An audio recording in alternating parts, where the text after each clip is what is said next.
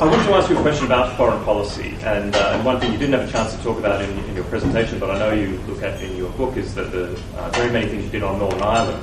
But I wanted to ask you about transatlantic relations, because rightly or wrongly, and I'm sure he believes wrongly, Tony Blair's prime ministership is dominated by the Iraq War.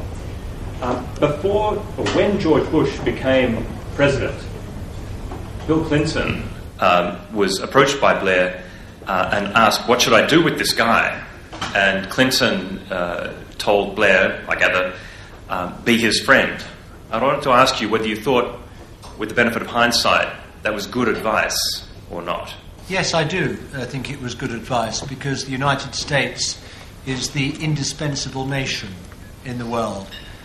You can't do what you want to achieve in any sphere of international relations, whether it be social or economic or fighting climate change or getting a trade round through to its conclusion, and many, many other areas, without the United States. And therefore its president has to be your friend. You are there to persuade the United States, to see things your way, or to share your analysis, or to join your objectives, or it's to make sure that the United States is for you and not against you, an ally rather than an opponent.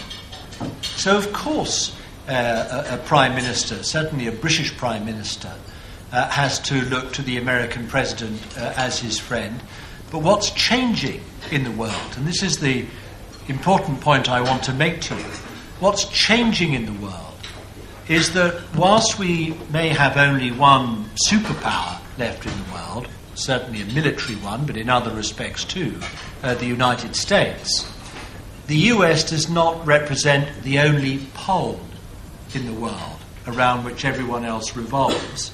There's more than one pole in the world. There is an American pole. There's also a European pole in the world. There's also a Chinese pole in the world. And I could go on. We live in a multipolar world, in other words. And the only way in which a multipolar world is going to work is by multilateral organisation, multilateral discussion and negotiation and agreement, and by collective effort. It's why, incidentally, that I praise and welcome the emergence of the G20. Since 2001, Britain and her allies have been engaged in the war on terror, in combating extremism and in promoting freedom of speech, religion, and the civil rights which everyone in the West does have. I would like to question whether the strategies which the US have utilized in combating extremism have worked. And if you do not believe that this is the case, what do you think the reasons are for it, and what do you believe should be done about it? I would also like to extend this question to Professor Mahbubani. Thank you. No, today I think it's his day. Well, I'm not selling my book today. Thank you very much for the very pertinent and very intelligent question. Look, I think that in the world we have a responsibility to do two things. One, stand up for what we believe in, and secondly, protect ourselves from those who want to do us damage.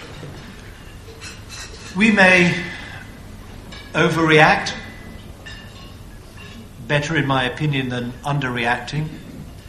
We may make mistakes, but better not to be so fearful of making mistakes that you don't act at all. And it may well be the case that people feel that where we've taken action and where we've intervened, we've involved ourselves inappropriately or improperly in the domestic affairs of another nation.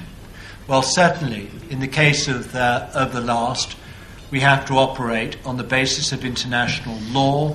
We have to operate wherever possible under the guidance and with the sanction of the United Nations, and we have to use the minimum of force. But sometimes, I'm afraid, necessary force in order to protect ourselves and make the world secure. You mentioned international law. As you know, Kofi Annan was once forced in a BBC interview to say that the Iraq war was illegal. Would you agree or disagree with that statement? And the second question was, again, it was reported in some quarters that Gordon Brown disagreed with the decision to go into war in Iraq. Can you confirm or deny that? Well, I can confirm that he agreed with the decision. He was the Chancellor of the Exchequer at the time. He was effectively the Prime Minister's number 2. I think if he disagreed with it, you'd have known about it. And certainly it was too important an issue for him to keep quiet about. So, no, I take his position and what he said at the time at face value. Was it illegal? Well, I respect those who argue that it wasn't legal. I happen to believe those who have argued nonetheless that there was a basis in international law and the Security Council decisions of the United Nations that made the intervention in Iraq not just necessary but also law-abiding. But as I say, other people will differ in that. I respect their judgment, I respect their point of view.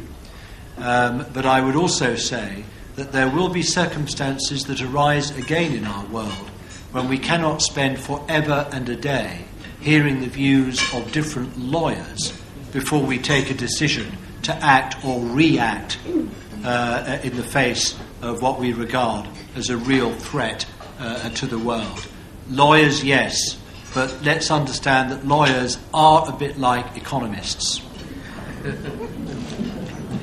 And you meant that as a compliment. And I meant that as a compliment.